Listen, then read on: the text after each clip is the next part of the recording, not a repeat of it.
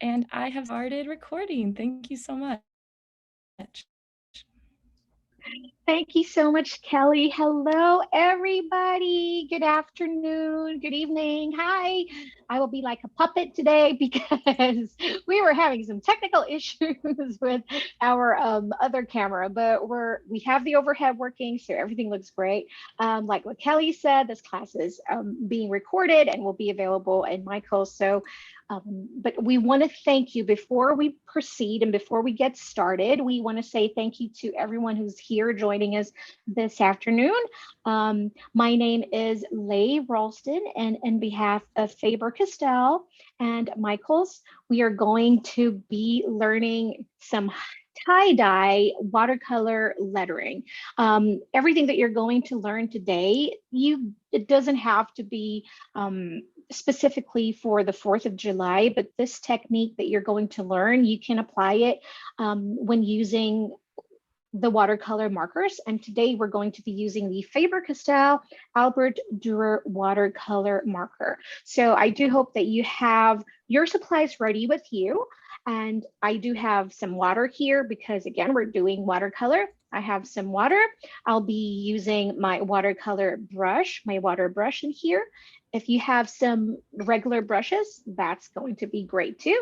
And then of course, my watercolor pad, because we are going to be using some water medium. Okay, so while I am doing the class, if I'm going a little too fast, please do let me know. Sometimes I do have the tendency to do that. And if you do have some questions, Miss Krista from Faber-Castell will be available to help you. And also, if I see some of your chat as we go along, I'll help you out as well. Okay, so here we go. Today's class is going to be really fun because this is one of the technique that I really love using when it comes to watercolors. Even if you have just regular watercolors, this will work well. This technique that we're going to learn today is called wet on wet. So a little bit weird. So it's going to be, let's say, this is the wet on wet technique. What it means is that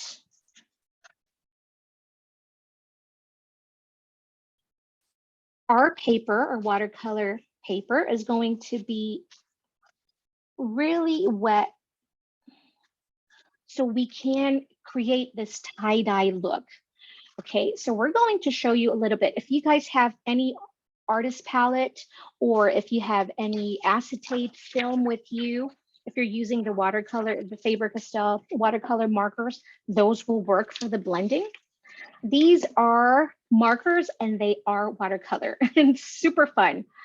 So I don't get to mess with so much ink and waste them because look at this. As you can see, I have a lot of waste in here and that's a proof. Okay, so with the Albrecht Durer watercolor markers, you can use this many different ways. And we have made many different workshops also using these. So you can check those out as well on Michael's YouTube channel. There are many ways to apply this. You can apply this directly into your paper as just a regular marker would, or you can use it this way, apply it in a palette like this, and you can activate the pigments by using some water. So let's just see quickly. I'm going to zoom in real quick so you guys can see much better. Hold on one second. All right. So as you can see, I just applied the marker in the palette. And now using my water brush, I am just picking up all these colors. Look at that. And then you can just apply it regularly like this. So this technique is called wet on dry because we have a wet brush on a dry paper. Now, this is the wet on wet technique. I'm using just another water brush here. I'm going to squeeze it a little bit so that I can wet the paper. Now by using the same brush, did you see? There we go. That is going to be the effect that we want. Basically, by picking up the colors and applying it on a wet paper, what it does is that the ink spreads throughout on that wet surface. Let's pick up a little bit of blue. It feathers and it moves along where you applied the water earlier. And this is called the wet on wet technique. Have you guys ever tried this before? I love using this, especially when I'm creating like very loose watercolor. This is super fun. So, okay, so simple as that, that's what we're going to use. But before we start, we're going to start sketching our artwork because we're going to fill in that word USA with some water first. So make sure if you don't have two watercolor brush or water brush with you, make sure that you have two different containers of water so you can really clean your brushes. Okay, I'm going to just grab some pencil and my eraser because we're going to start sketching our USA. Okay, let me zoom out. Here we go. So when you're sketching, you want to make sure that you go really, really light, especially if you're creating draft, because I have learned that I do have heavy hand. So when I am writing or sketching, I still apply so much pressure, and then I get some issues with erasing my first sketch, and I end up with a mess. So basically, we're just going to create the USA. And see, I'm just really sketching lightly. This is the letter U. I'm not overthinking if it's perfect because this is our first sketch. Let me see. Can you guys see it or is it too? There we go. So as you can see, I don't really want to overthink things. So I'm just really sketching away, making sure we're just having the same height. Also, another way you can do this is you can create a box. That's always a fun way to like create big letterings. Let's see. I'm going to create the letter S. And as you can see here, this is already wider than this box. So it means it's not going to have the same proportion as my letter U. Because if I will try and draw my letter S over here, let's say, let's just write within the box. Without overthinking, we're just going to create the letter S, knowing that I have it here.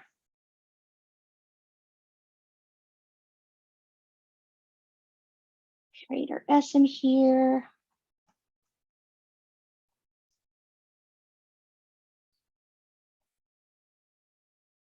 So did you create your letter S? As you can see, it's already bigger than my U. So this is the fun part where when you're sketching, if it's not too heavy, you can always easily erase things. So just be light-handed when you're doing your first draft or your first sketch. Here we go. And then here we're going to draw our letter A. So now I'm just going to wing this part. Basically, we all know how to create our letter A as long as I have the same width. And then I can just always erase also. I'm going to draw my first outer part of the A first, and then we're going to draw the inside.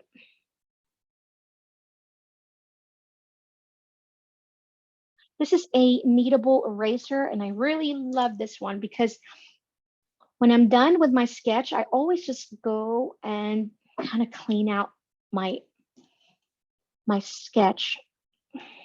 Or you can just use it as a regular eraser and do it this way.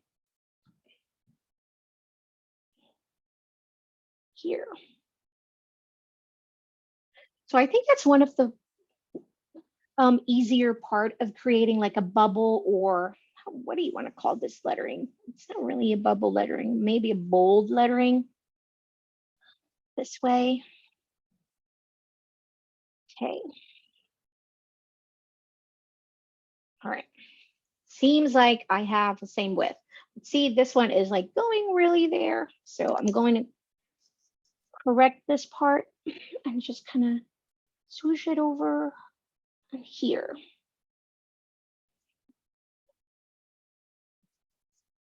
That's why when you're sketching, don't always just aim for perfection the first time because it's really hard. Just have fun while you're creating art because art doesn't have to be overwhelming.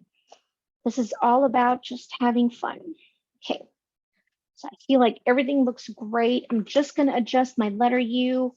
I feel like it has to be a little taller. Just adding a little bit more height to my letter U here. Just go up in there, up in there. There we go. All right, everything looks great. Okay, now cleaning part. I'm going to show you guys. This is how I love using this kneadable eraser. Just going to go this way to kind of give me that perfect shadow only of my pencil. So I'm not erasing it completely. I know sometimes it's very counterproductive. It's like writing everything on the letters and then let's erase the letters. I'm like, what? But that's how it's going to be. Let's just erase that, leave the perfect shadow only, okay? Don't erase it completely because we're gonna need that as a guide. So kind of like just, if you don't have a kneadable eraser, just go on top of that and just kind of slightly erase it. So if you were very light with your sketch, you're not gonna end up with some smudges of that pencil because that's what I was having a hard time before. I would always end up with that black thing, you know, when you erase. So just go lightly and just kind of pick up and like lift. So touch and lift instead of doing this, having that so much friction, you're going to erase your sketch completely. So just kind of touch and lift, touch and lift, touch and lift. Here we go. Okay. Because we can always clean this up again later. And plus we're going to create some line art after we do our watercolor. All right. I think it's good enough. Now you don't see anything. I still do a little bit. Okay, so here we go. Now what we're going to do is let's try it here first, just real quick, so we can have an idea of how it's going to be instead of us doing it directly into our final piece. I always want to practice just so because you guys can see also. So this is what we did earlier, right? So basically everything is going to be inside the letter. So I'm just going to go draw a really rough, like letter U here, really rough U. Okay, so what we're going to do is we're going to, first of all, make sure that I have my markers. So I'm just going to put it in there. Okay. Clean brush, very important. You want to make sure that you have a clean brush, okay? Because we're just going to apply water this time. So we want to wet the surface. Okay, here. Just apply water inside our letter like this. And then we want to concentrate and start with one color first. With this one, I'm going to use my letter red. Look at that. Ooh, super fun. And if you feel like you need a little bit more water, you can just always dip in your water bowl. But I want to concentrate over here at the very bottom, all right? Because we want this look. See where it's just super washed on top. At the very bottom, we still have the colors, right? Okay, so are we ready? I'm a little scared. Okay, I'm ready, I think. I'm gonna apply more. markers here. And now I'm going to use the other brush because this one is red, but I'm just going to clean it, make sure. Okay. We're going to concentrate with the bottom first, which is going to be red. But this one, you don't have to be super careful, but also be mindful where your water is going to go, because remember that the colors are just going to follow where you applied that water. And I think for this technique, I really prefer using a cold press paper because it has textures. So that paper is really textured, and I think it's more fun to do a tie-dye style or a wet on wet technique in this type of paper. So I'm just going to apply my water carefully, not super, but just having fun. Okay. And so we're going to pick up the red. Remember to concentrate at the very bottom first, okay? So, but basically we're going to cover the half, because the half of our image is going to be a white, but basically the reason why it's white, because we're not going to color it. So the blue is going to be on top, and then the white is going to be in the middle, and we're going to do our red over here. Ah, super fun. So just kind of apply it here at the bottom. We want to make sure that it goes up and meet the color blue later in the middle part. So we're just going to concentrate here at the bottom. And remember that you can always add more later. So we're just going to make sure that we have a good shape of letter U in here. Oops. Did I say W or say U? Okay, here we go. So we want to make sure we leave some parts in the middle, because that's going to be white. So what I did there is I just kind of applied, I dipped my brush in the water, and I just got a little bit more water in there, and I got some, it's okay. Okay, here we go. And then I'm going to do the same thing to my letter S. So just carefully. I like to concentrate in one color first, especially with this type of technique, because I don't want to blend my colors. Sometimes I pick up the wrong brush and I'm like, I picked up blue, and so I just end up with a mess most of the time. So I like concentrating on one color first, so I don't make a lot of boo-boos. Here we go. Okay. And then we're gonna go pick up some red. Ooh.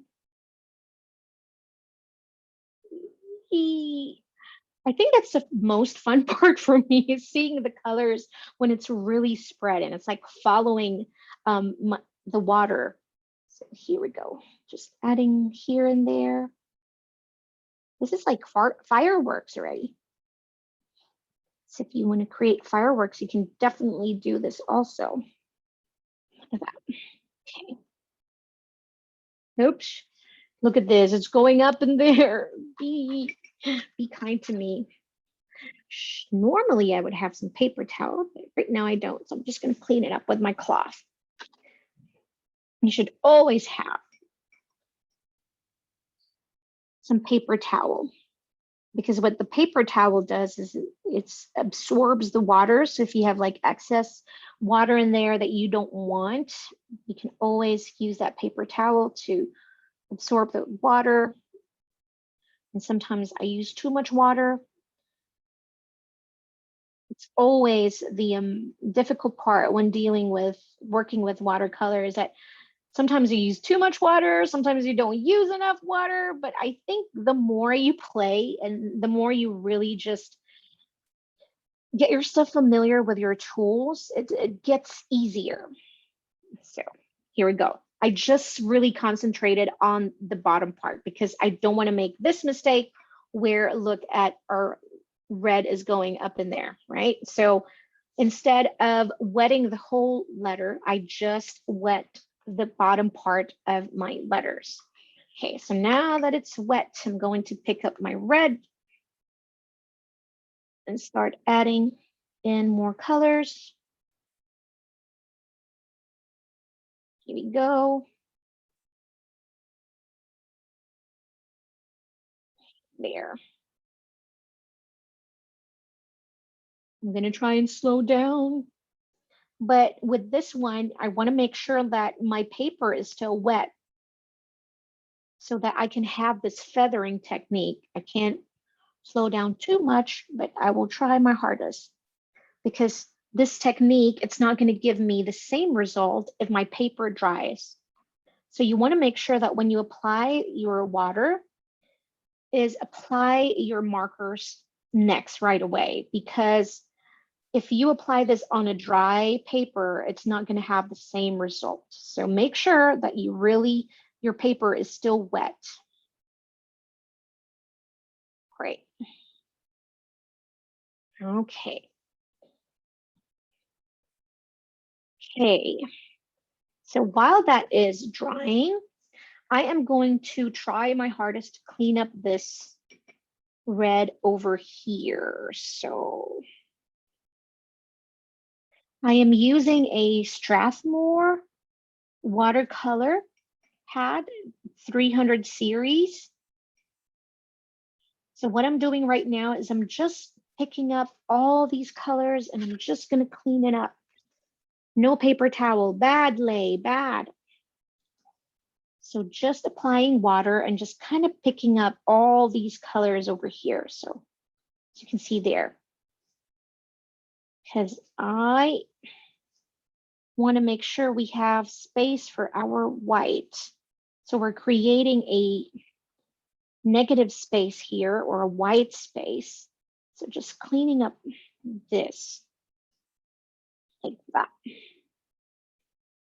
So this is, water is your eraser when it comes to watercolors. Just clean up by picking up the pigments. So clean brush, just applying water in that part that you want to erase and just kind of pick up. You can't erase too much. There we go. All right. So now that it's wet, maybe this is the best time to apply our letter blue, but I don't want to go jump in right away, because what's going to happen is, since it's very wet, my blue is going to blend in with the reds too much, and I really want to be careful with that one. So I'm just going to concentrate here on this letter S first. All right. So we're going to let this dry just a little bit. So I'm just going to go in here and applying my water, just water, plain water. Here we go. There.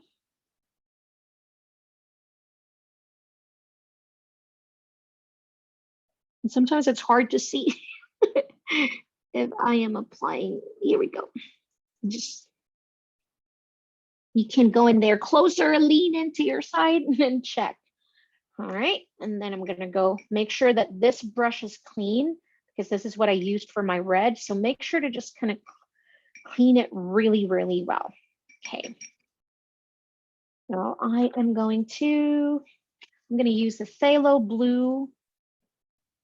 I'm just gonna apply more in there and pick up my colors. And then let us watch the magic happen. Spread. Look at that, is super fine.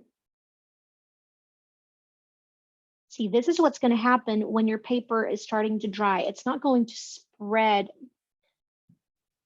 too much because there wasn't enough water. So you want to make sure that you have enough water in there so that your colors will spread and follow where the water is. That's why I was going a little fast maybe because I want to make sure that my paper is still wet, but it's okay. Can fix that. There. Just add in areas. And I think the reason why I love this technique so much is because everything can look not so perfect because it's like meant to be not perfect. I don't know about you, but when I do some tie-dyes, everything just seems so random. It's like sometimes it's perfect, sometimes it's just a mix of mess. But I think with art, we're going to have to embrace the mess because it's part of your process. So I know as hard as it is sometimes, you always have to just give yourself grace. When it's not perfect, it's okay. As long as you enjoyed, unless it's for a project, then yeah. If it's going to be graded, then you want to make sure that you really be mindful of what you're doing. So here, what I'm doing is I'm just going to clean up this area right here because I don't want too much of the blue. Again, we want that negative space for our white because we want the red, white, and blue. So I'm just picking up water and just,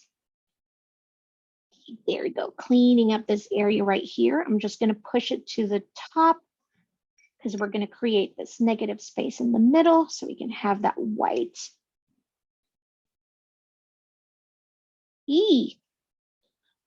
There we go. There. And we're going to clean that up later by applying the same color markers, or we can use a black Pitt artist pen, which I also love doing. There.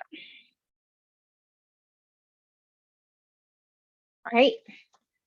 Now I think this is dry. And we're going to wet it again. Again, counterproductive, but sometimes that's how it works, because if I did this earlier, my red and my blue are going to blend and I'm not going to have enough space for the negative. We're not going to have space for the negative space. We're not going to have space for our white part. So just be mindful. Make sure you don't put in too much over here because we don't want the blue to go over there. We just want to apply water where we want the color blue to be, right? Okay. Let me apply more. Add some water. Pick up my colors. And then there. So while it's still wet, you want to make sure you apply your colors so that you can see it spread. Ooh, it's like an explosion of color here. I'm just going to be careful on the sides. You don't want to blend it too much though, because you want to leave that feathering effect. So just kind of going real slow, moving in the colors where I want them to be, and also leaving space for the whites, for the negative space, leaving space for the negative space again. There. So we have that part. You can also, if you have enough water in there, sometimes you can move it around. Like it will follow, the colors will follow where that water goes. There we go.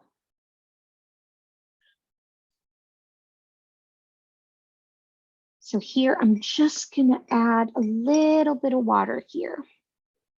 Be careful because look, just a little bit can sometimes make you feel overwhelmed because you're like, no, I don't want you to go in there. But remember that the color is gonna go where the water is. Here. Just want the red and the blue to meet without blending it so much. There. So everything just looks so different. And I think that's my favorite part. Again, I might be repeating myself too much, but I think that's my favorite part, is where everything is super imperfect. Like this look is different from this look. And I bet you the A is going to look different again. And so we're just going to apply water.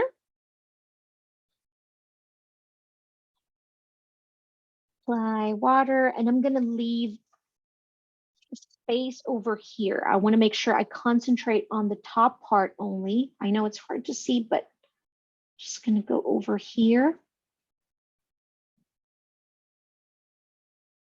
Make sure I leave enough space in the middle. Pick up more water.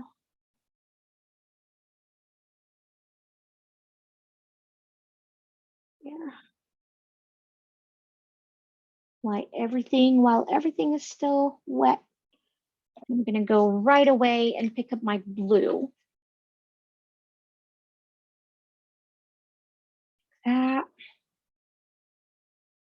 This is such a fun project to make. If you're going to create like popsicles, this technique is going to be super fun because it's easy. It's like you're not overthinking things. You're basically, what you're doing is you're letting the water do the work for you. You just have to be mindful where you apply the water. There's not too much blending. There. I want to move this little down so it will meet the red without blending it too much. And I'm going to leave it just like that. I'm not going to add more colors in there.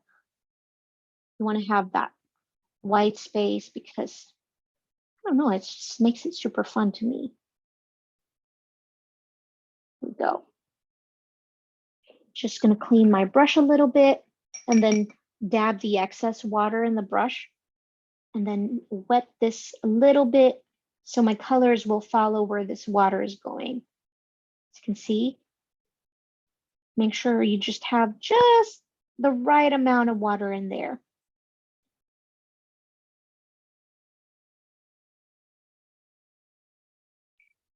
Cleaning my brush again and then dabbing excess water. Just going to go over here on the side.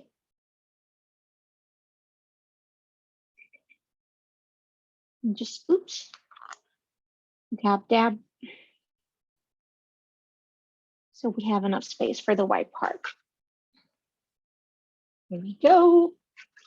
Now it looks just like one big mess, but once it dries, and it's going to dry real fast because we didn't use too much water. I didn't use too much water. I hope you didn't use too much water either. See, I love that puddle over here, that puddle over there. It just looks different.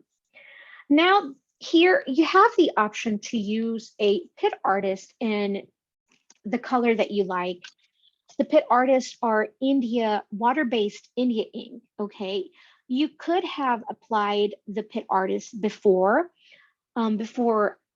you did the watercolor because these are waterproof. So you can apply this and this is not going to move or smudge as long as you give enough time to dry it first. But it dries really fast. It's not going to take too long. But since I like to kind of go where the letters are and it's like everything's going to be imperfect, not too careful with things. I just like to do my line art after I do my watercolor. And this way I can clean up my letters because I know where they go. Because I know I'm such a messy artist that if I do my line art right away, sometimes I go over the lines. And yeah, it happened too many times already. That's why I kind of learned my process. And as you go along, you're going to find what works for you too. Some of the techniques that I might be teaching may not work for you, and that's okay. As you go along, just kind of, you know what, that doesn't work for me too much, and just practice and know what works for you. And it kind of comes naturally. It's going to come naturally. So don't give yourself a hard time.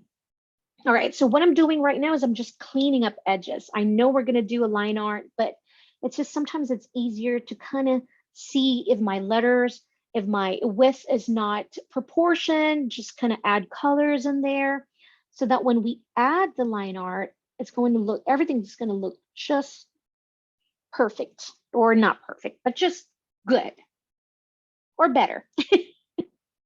Okay, I'm trying to find great words here. So just clean up on the side, but not too much, because again, we're going to add our line art in there and it's going to look okay.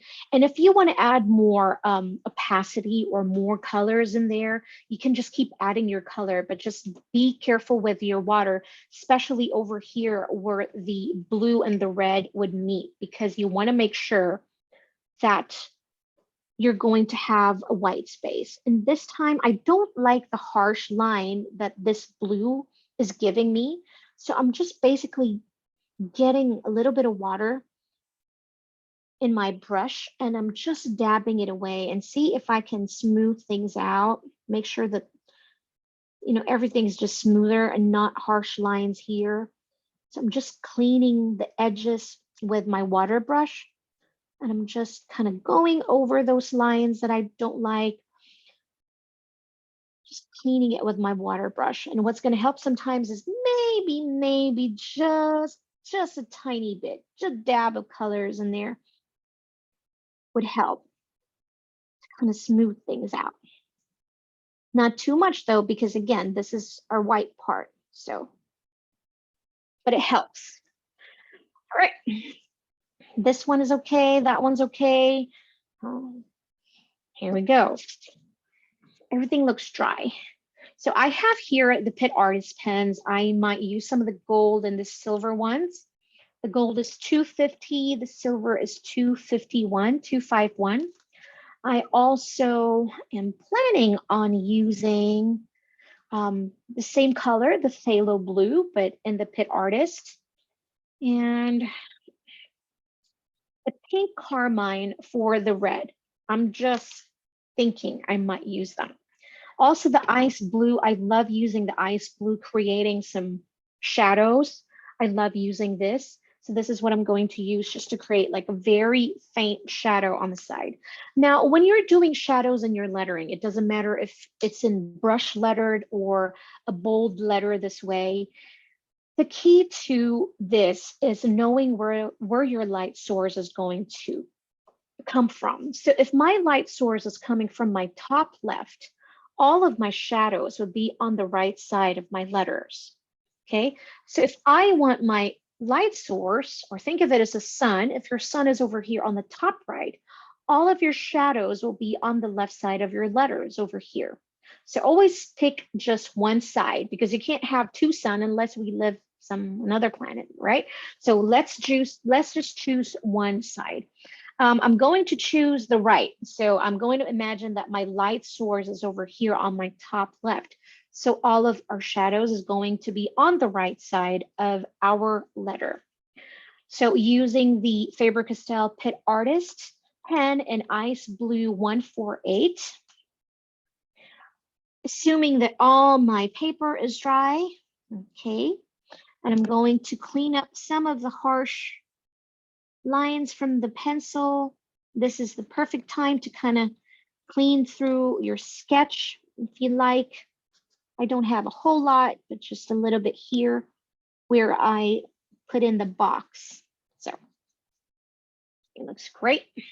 And for here too, because once we apply the Pitt Artist in there, we won't be able to erase that. Okay, all right. So here we go. I know we don't have the line art yet. It's okay. We're going to do that last. We're just going to apply the shadow first. So applied it to the right side of this, and then to the right side over here too. Okay.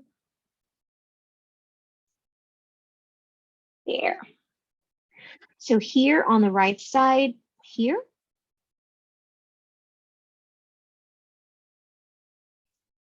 There. And over here. There. Over here. that. And over here also the belly. All right. Here is, it's going to be inside this, that right side. This one on the right side too. To the right side.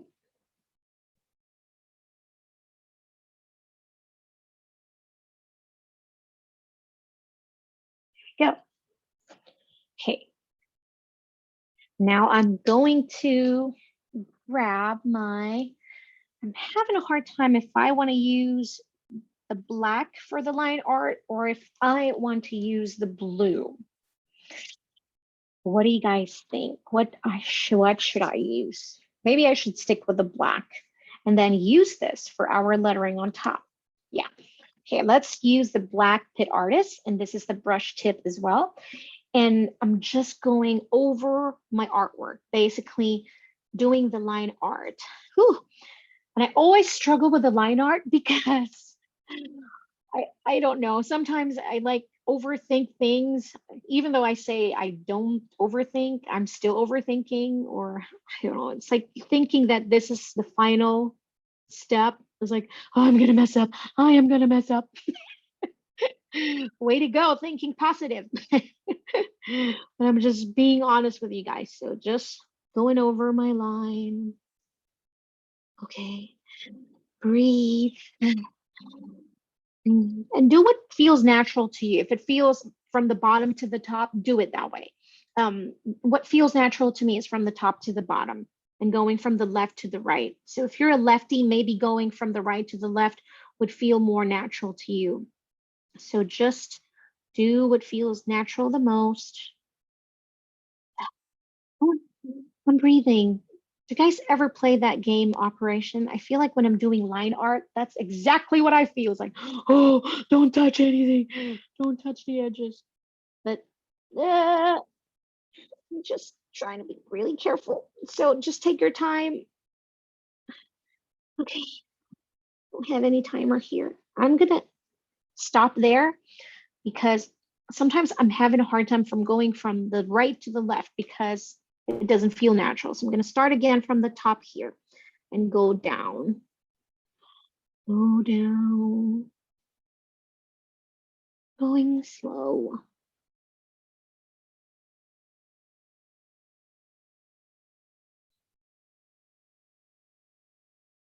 There.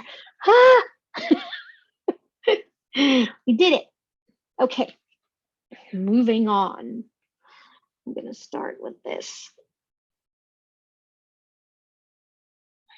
Okay.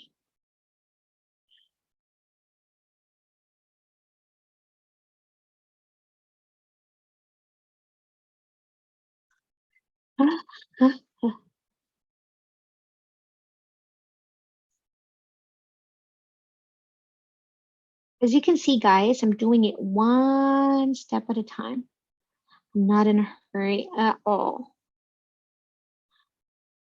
Unless Miss Kelly said, time's up. Then I'm going to have to go really fast, but just take your time. Okay, thank you, Miss Kelly. Here we go. From here to over here. Here. All right. So here, this way. That way. And this way. Oh, thank you. I just don't want you guys to think like, you know, we're just all doing this perfectly and don't make mistakes. Trust me, mistake is really part of the process when you're creating art. Whew. And I think I've just learned to embrace that reality that you're going to make mistake, and that's really just okay. Okay, we did it. Okay. Okay, Now I'm going to use the blue and the red. Again, the phthalo blue and the pink carmine. So I want to put in here on top, land of the free, home of the brave.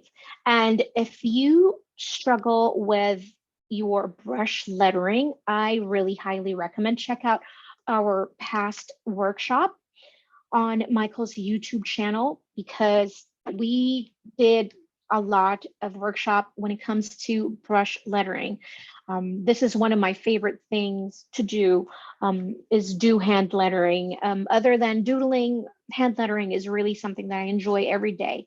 Okay, so land of the free, home of the brave. Okay, so when you're doing brush lettering, while I'm doing this, I'm going to quickly go and let you guys know. Doing brush lettering is everything is all about the pressure that you apply using your pen. So the reason why I have thick and a thin is because it's all about the pressure. So when you're going up, every single time you go doing an upward motion, you have to apply really light pressure. And when you're going down, this is when you apply heavy pressure. So you can create that thicker strokes like that. And go one stroke at a time. It's not like writing, regular writing, where you can just not lift your pen. The most important thing to remember is that one stroke and then lift your pen and then stroke after the other. And I write big. Now I'm not going to have enough space.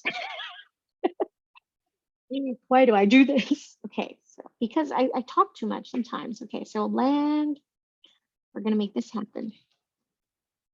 Okay, one stroke.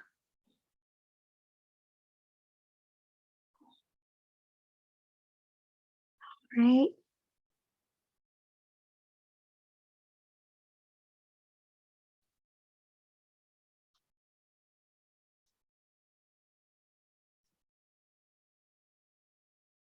This is the Pitt Artist in the brush tip.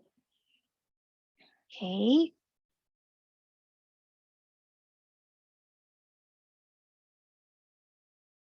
All right, and then I'm going to use the pink carmine in 127.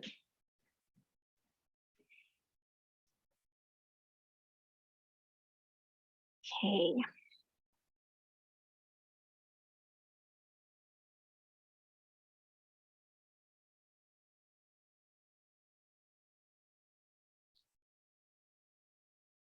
Here.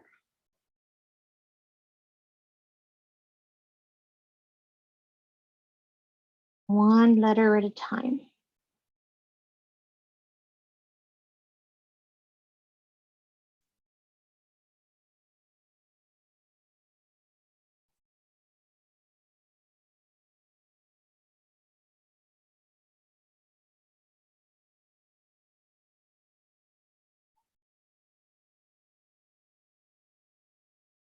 Yeah. If you're doing this and you don't really know how to do the brush lettering yet, you can just do a regular script or just a regular print too. And if you were playing or creating along with us today, we would love to see your projects. You can tag us, use the hashtag #MakeItWithMichaels, and tag us Faber-Castell USA. And I'd love to connect with you also on social media. My handle is @MommyLay.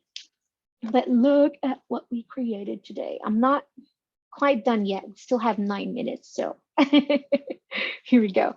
We're just going to add a little bit of stars using the Pitt Artist Pen in gold. So we're just going to add some fun accent here. And I'm just going to fill in the shape. If you're going to have some 4th of July celebration, You can frame this and put it in your centerpiece. Super fun. As part of your table decoration. Like that. And then just add a little bit here. And if you're going to celebrate, I hope that you will all be safe. And then have a happy 4th. Again, we want to thank every single one of you for joining us today. I hope that it was fun and it inspires you to create some fun tie-dye lettering. And we cannot wait to see you again in our next workshop. Thank you again. Thank you, Faber-Castell USA. Thank you, Michaels, for providing such fun workshops like this. Again, my name is Leigh Ralston. That was super fun. I had such a blast. Thank you, everybody. And we can't wait to see you again next time. Thanks, guys. Happy 4th.